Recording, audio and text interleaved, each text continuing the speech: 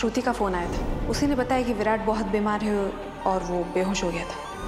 मुझे विराट सर को फोन करना चाहिए।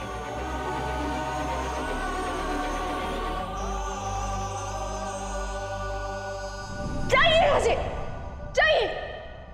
तुम्हें बुखार है? दवाई ली तुमने?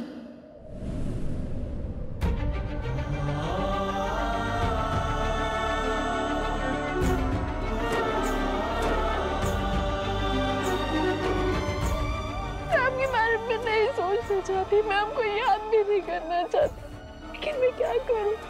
और मैं इस बारे में कुछ भी नहीं कर पा रही।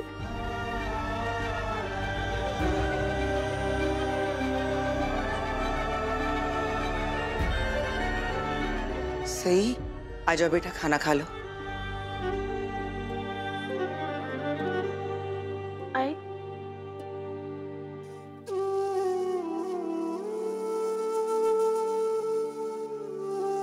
कमरे में तुम्हें विराट की याद आ रही है ना?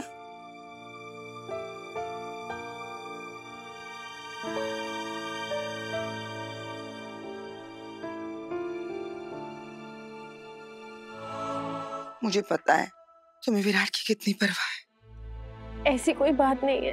वो एक्चुअली मैं कभी एग्जाम में फेल नहीं हुई ना, और अब सीधे जिंदगी के एग्जाम में फेल हो गई। 0 अंडा है।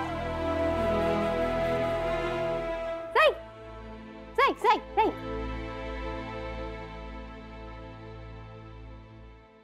एक बात बता, तेरे आबा तेरे कान मरोड़ते थे या तुझे थप्पड़ लगाते? सांग लौकर, सांग। और नहीं तो क्या, तू खुद डॉक्टर होने वाली है और फिर भी तूने हम सब से अपने बीमार होने की बात छुपा रही है। तू बोल बोल बोल बोल, क्यों किया ऐसे? बोल। दर्द हो रहा है ताई। हाँ, अच्छा दर्द हो रहा है। और तूने जो हम सबका ये हाल कर दिया, तो हमें दर्द नहीं हुआ क्या? तूने कभी सोचा इसके बारे में? क्यों नहीं बताया तूने कि तू इतनी तकलीफ में थी? हाँ, सॉरी ताई। सॉरी देवी, माफ कर दो। अच्छा तो ठीक है, माफ किया मैंने तुझे। देख, तेरी तबीयत ठीक नहीं है ना, इसीलिए मैंने पुलकित को फोन करके यहाँ बुला दिया। तेरे डॉक्टर जीजू को यहाँ बुला दिया। और मैंने है ना पुलकित को बोला है कि तुझे इंजेक्शन नहीं देना, सिर्फ तुझे दवाई देना। सही, तुमने अपने सिम्टम्स के बारे में मुझे मैसेज किया था ना, उसके हिसाब से मैंने दवाइयाँ ला दी हैं। आई एम वेरी हैप्पी कि तुम यहाँ हो, अपनों के बीच। ये लो। पुलकित जी, अब आप ही इसे समझाइएगा, आने से पहले जाने की बात कर रही है। जिस लड़की ने अपनी जिंदगी में बड़े बड़े फैसले खुद ले लिए हो, उसे क्या समझाना। मैं बहुत खुशकिस्मत हूँ कि मेरे आसपास मुझे इतने प्यार करने वाले लोग हैं, लेकिन मैं अपनी जिंदगी अपने तरीके से जीना चाहती हूँ, अपने बल पे जीना चाहती हूँ। थैंक यू जीजू, मुझसे मिलने यहाँ आने के लिए। अपनों को थैंक यू नहीं कहते। सही, तुम आराम करो, मैं तुमसे बाद में मिलूंगा। चलें देवी? सही, अगर तुझे कोई भी तकलीफ हुई ना तो बता देना। Okay okay, promise? Promise. Bye सही, बाय काकू, बाय काका। दवाई खाओ, पकड़ो ये। हाँ, खा रही हूँ, डांटिए मत।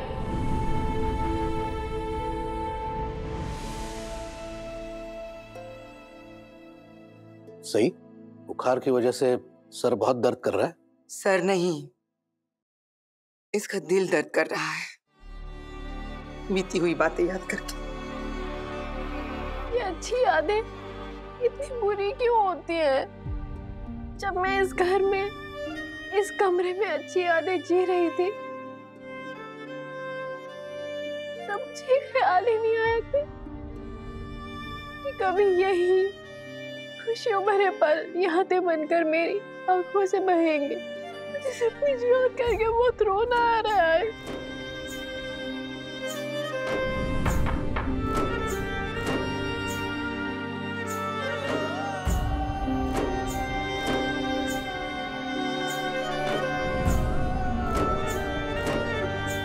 क्या सोच रही हो बड़ा?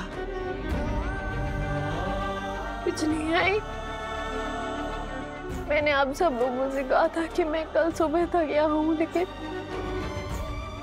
नहीं, कल सुबह तक क्या, मैं यहाँ एक पल भी नहीं रुक पा रही। मेरा यहाँ एक पल भी रुकना बहुत मुश्किल हो रहा है। प्लीज आप लोग मुझे हॉस्टल वापस जाने दीजिए। कम से कम ये यादें मुझे वहाँ सताएंगी तो नहीं।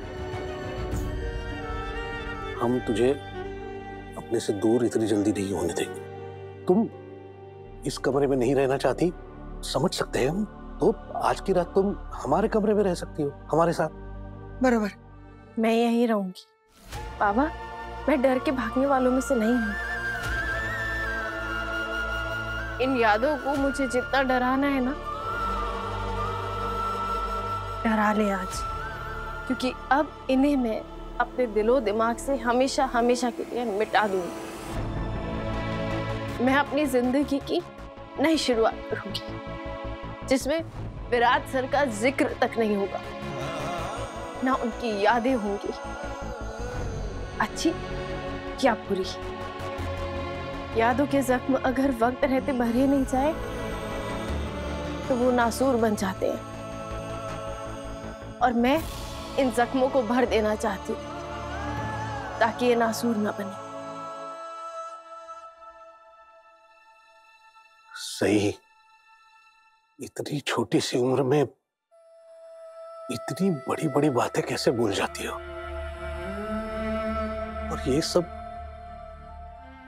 बर्दाश्त करने की हिम्मत कहां से आ जाती है तुम्हें? आबा कहते थे कि वक्त सब सिखा देता है। वक्त हमारा इम्तिहान लेता है और फिर उस इम्तिहान से गुजरने की हिम्मत भी देता है। सही, हिम्मत की तो कोई कमी नहीं है तुम में, लेकिन तुम्हारी जान सूखी जा रही है। देखो देखो सर, देखो आईने में, देखो कितनी कमजोर हो गई हो तुम, देखो।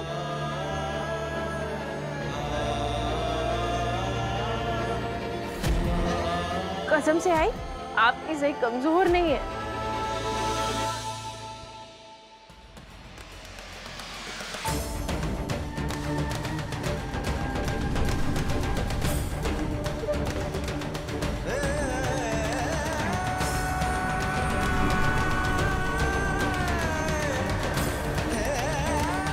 आई, मैं अपनी एक नई पहचान बनाना चाहती हूँ।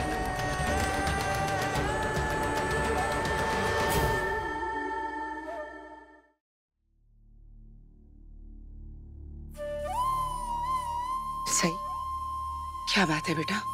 बप्पा, अग्नि को साक्षी मानकर विराट सर ने मुझे मंगलसूत्र पहनाया था, और उस मंगलसूत्र को अपनी पहचान बनाकर मैं जी रही थी। अब वक्त आ गया है कि आपके सामने मैं उसे अलग कर दूं।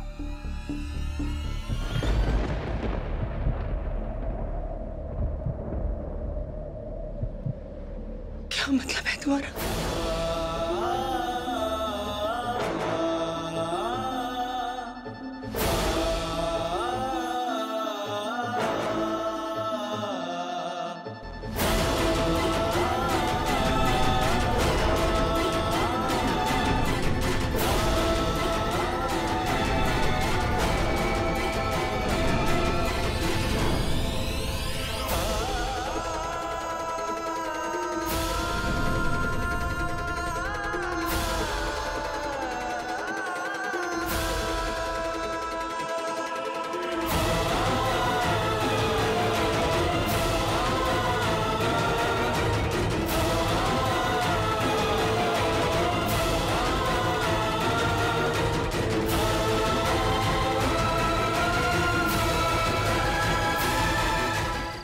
मुझे याद है जब विराट सर मिशन पर गए थे तब मेरा मंगलसूत्र टूट गया था।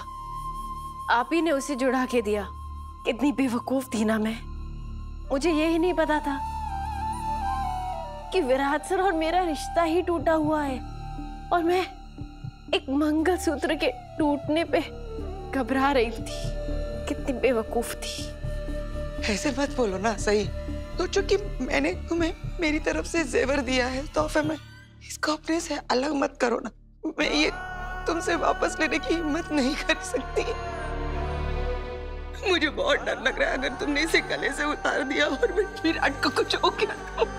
ये डर अब भी मेरे मन में है, आज भी है। Please please. लेकिन आई, आपने और बाबा ने तो विराट सर को मरा हुआ मान लिया है ना, तो फिर उनके लिए ये चिंता क्यों? मेरी बात मानिए आई, ये मंगलसूत्र उसको देना चाहिए जो इसकी असली हकदार है, विराट सर की असली पत्नी है।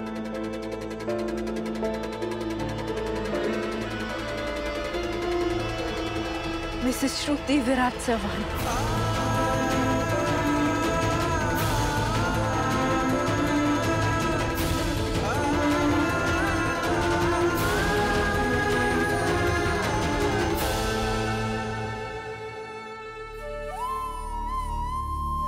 मैं बप्पा से ये प्रार्थना करूंगी कि बप्पा मुझे इतनी सद्बुद्धि दे कि मेरी आंखों को वैसा धोखा कभी ना हो जैसा विराट सर ने मुझे दिया है।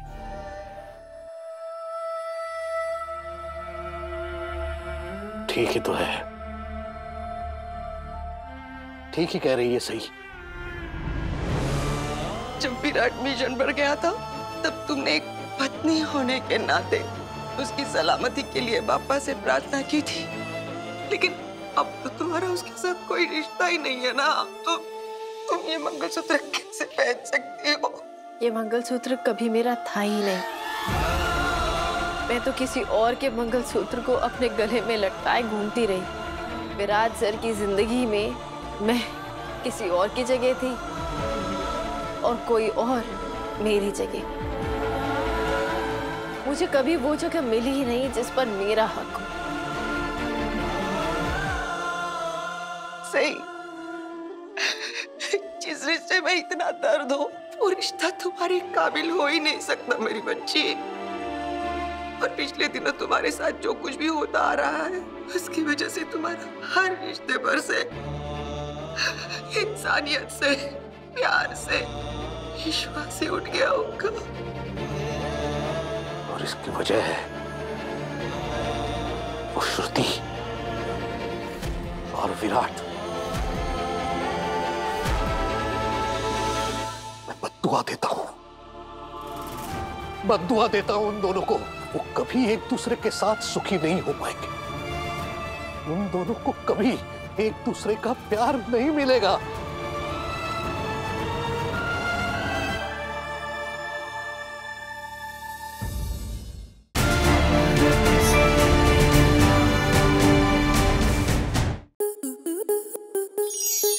स्टार प्लस के ऐसे ही और बेहतरीन लम्हे देखने के लिए सब्सक्राइब करें हमारे YouTube चैनल को।